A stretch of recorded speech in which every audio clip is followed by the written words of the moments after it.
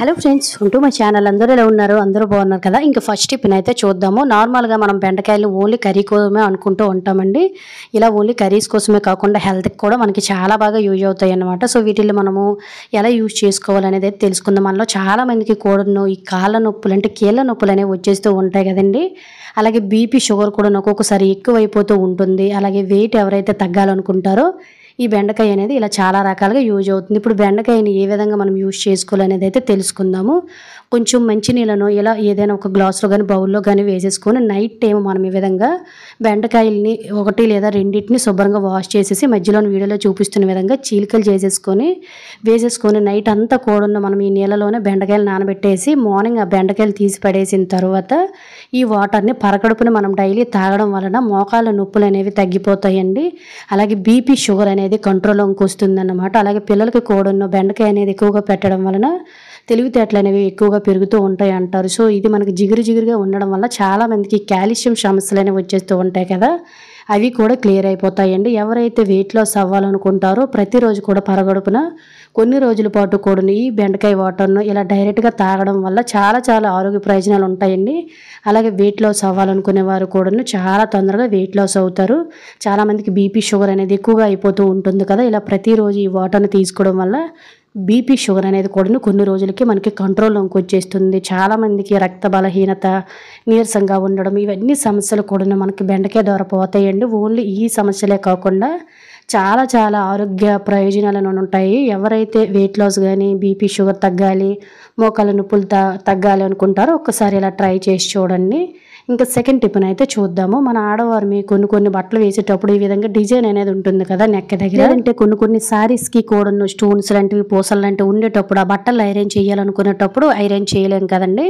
డిజైన్కి ఏమైనా మనం ఈ ఐరన్ పెట్టి అనేది పెట్టేసామంటే తొందరగా పాడైపోతుంది. ఇటువంటి బట్టలను కూడా మనం ఈజీగా ఎలా ఐరన్ చేసుకోవాలంటే ఇటువంటి సిల్వర్ ఫాయిల్ అనేది ఉంటుంది కదండి. సిల్వర్ ఫాయిల్ అనేది లేని వారు న్యూస్ పేపర్ని పెట్టి కూడా ఈ విధంగా మనకి ఎక్కడైతే డిజైన్ ఉందో ఆ ప్లేస్లో ఈ విధంగా పెట్టేసుకొని చక్కగా మనము ఐరన్ బాక్స్తో ఐరన్ చేసుకున్నాం అనుకోండి, డిజైన్ ఉండేటప్పుడు ఆ డిజైన్ అనేది డ్యామేజ్ అవ్వకుండా ఉంటుంది. ఒక్కొక్కసారి పోగులు అంటే దార పోగులు లాంటివి కట్టున్న ప్లేస్లో రిమూవ్ అయిపోతూ ఉంటాయి కదా. న్యూస్ ఫాయిల్ కానీ పెట్టి మనము ఐరన్ చేయడం వల్ల బట్టలు అనేవి నీట్గా ఐరన్ అయిపోవడమే కాకుండా ఇక్కడ ఉండే ఏది కూడా డ్యామేజ్ అవ్వకుండా ఉంటుందండి. కొన్ని డ్రెస్సెస్కి మాత్రమే ఇలా ఉంటాయి. ఇంట్లోనే మనం ఈజీగా ఇలా అయితే ఐరన్ చేసుకున్నట్లయితే బట్టలు అనేవి డ్యామేజ్ అవ్వవు. అలాగే డ్రెస్ కూడా చాలా నీట్గా ఉంటుంది. ఒక్కసారి అయితే క్లియర్గా వీడియోలో చూసారు కదా.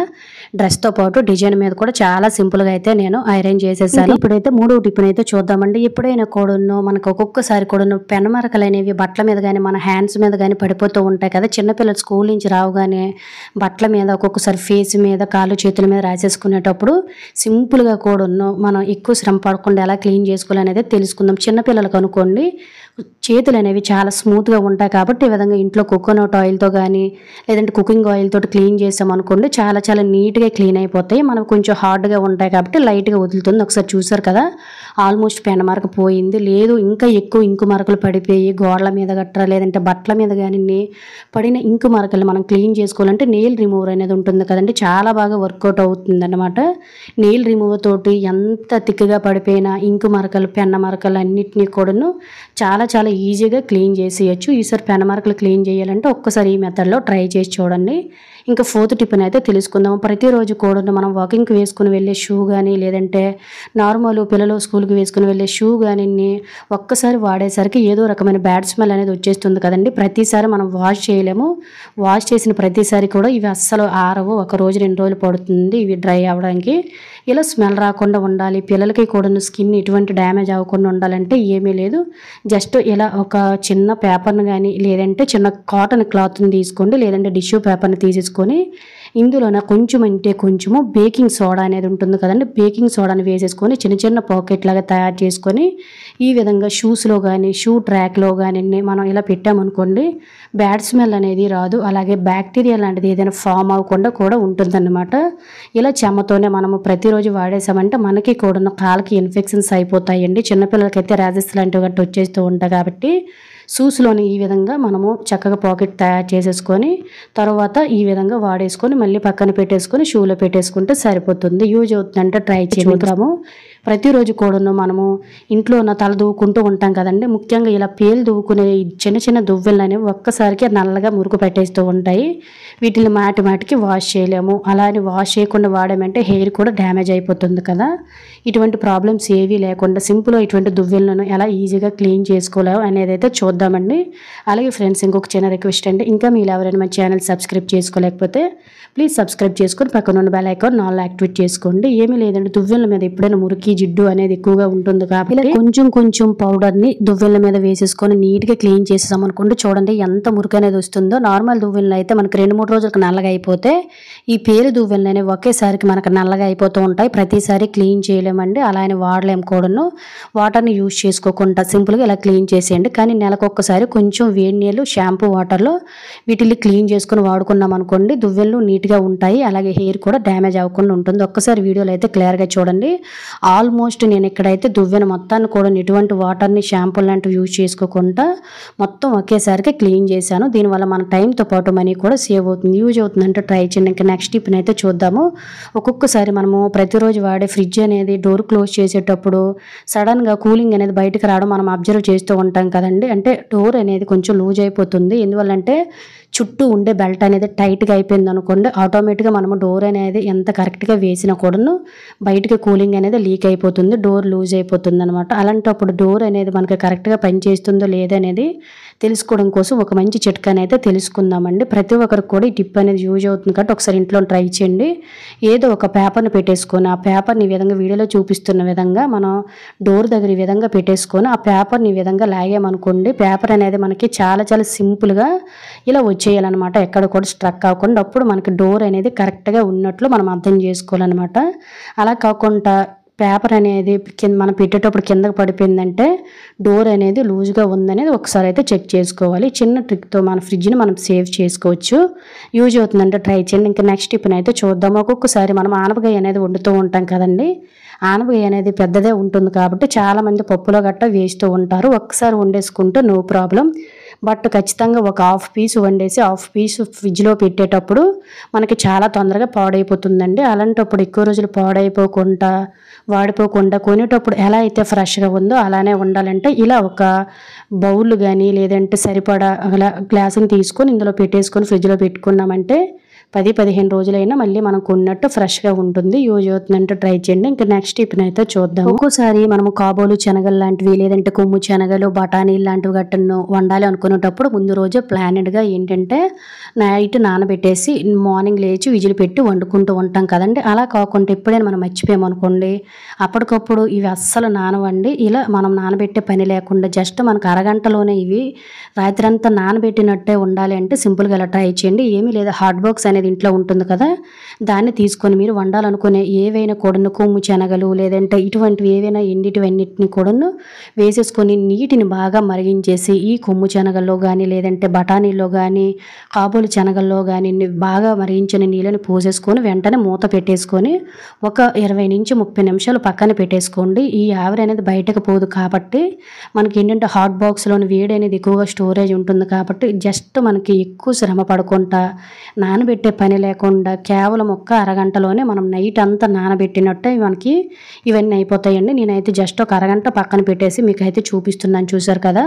ఒక పలుకు కూడా మీకైతే విరిపి చూపిస్తున్నాను, చూసారు కదండి. సింపుల్గా మనకి ఎంత చక్కగా నానిపోయో దీనివల్ల మనం వంట అనేది చకచకా చేసేసుకోవచ్చు. ఎప్పుడైనా కూడా నానబెట్టడం మర్చిపోయాము వండాలి అనుకున్నట్లయితే ఈ విధంగా ఒకసారి ట్రై చేయండి. చాలా బాగా మనకు పని అనేది తొందర అయిపోతుంది. ఈ టిప్ కూడా యూజ్ అయిందని అనుకుంటున్నాను. అలాగే ఫ్రెండ్స్, ఇంకొక చిన్న రిక్వెస్ట్ అండి, ఈ వీడియో కనుక మీకు నచ్చినట్లయితే ప్లీజ్ ఒక లైక్ చేసి ఇటువంటి యూజ్ఫుల్ టిప్స్ని మీ ఫ్రెండ్స్ అండ్ ఫ్యామిలీకి షేర్ చేయడం అయితే మర్చిపోకండి. ఇంకా నెక్స్ట్ టిప్ని అయితే చూద్దాము. మనలో చాలా మందికి కూడాను పప్పు అనేది తినేటప్పుడు డైజెషన్ అవ్వదు, చిన్నపిల్లలు పెట్టేటప్పుడు కూడా డైజెషన్ అవ్వదు కదండి. చాలామందికి కడుపు కూడా పొంగిపోయినట్టు గ్యాస్ అనేది ఎక్కువగా ఫామ్ అయిపోతుందని పప్పు అనేది ఇష్టపడరు. కానీ పప్పు అనేది హెల్త్కి చాలా మంచిదండి, ప్రోటీన్ ఉంటుంది. ఇలా ఎవరికైతే పప్పు అరగదనుకుంటారో వాళ్ళు సింపుల్గా పప్పు వండేటప్పుడు ఇలా ట్రై చేయండి. ఏమీ లేదు, పప్పుని ఈ విధంగా స్టవ్ మీద పెట్టేసుకొని మనం వండాలనుకునేటప్పుడు 2-3 నిమిషాలు లో ఫ్లేమ్లోనే దోరగా వేపేసామనుకోండి పప్పు అనేది మనకి నార్మల్గా కంటే చాలా తొందరగా ఉడికిపోతుంది. ఇలా వేపడం వల్ల అజీర్ణ సమస్యలతో ఎవరైతే బాధపడుతున్నారో పప్పు తిన్నా కూడా చాలా సింపుల్గా డ్రై చేసి చేసుకుంటారు. ఎటువంటి ప్రాబ్లము అనేది ఉండదన్నమాట.